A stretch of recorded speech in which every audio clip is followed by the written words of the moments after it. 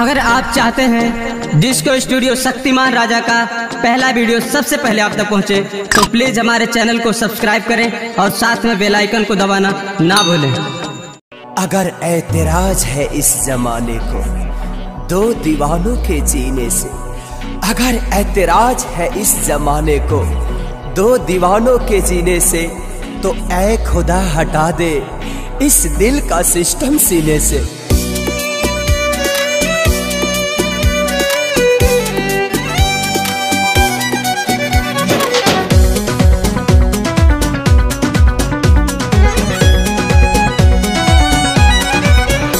दुश्मन दुश्मन बनल जमाना, कैसे जी दीवाना। दुश्मन बनल जमाना, कैसे जी दीवाना।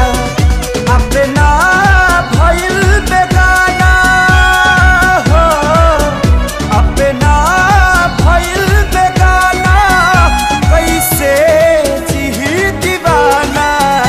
दुश्मन बनल जमाना, कैसे जी दीवाना। दुश्मन बनल जमाना, कैसे जी दीवाना।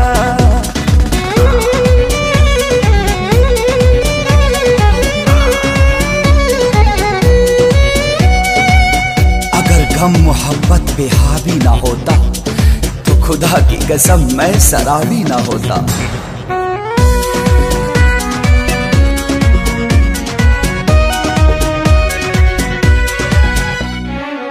केहू न बेवफा झूठों सब बदनाम करे, समय के चोट पर मरहम ना कोनो काम करे।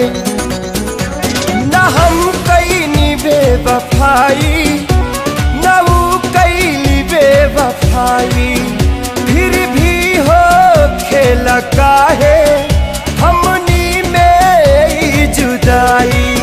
सभी लुटी गईल खजाना, सभी लुटी गईल खजाना, कैसे जी दीवाना। दुश्मन बनल जमाना, कैसे जी दीवाना। दुश्मन बनल जमाना, कैसे जी दीवाना।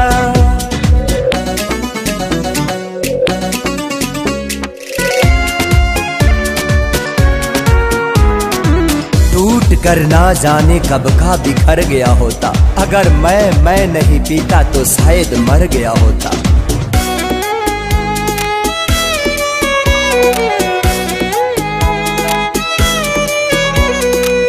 रास न आवे मोहब्बत काहे जमाना के, काहे ला होला बुरा हाल हर दीवाना के।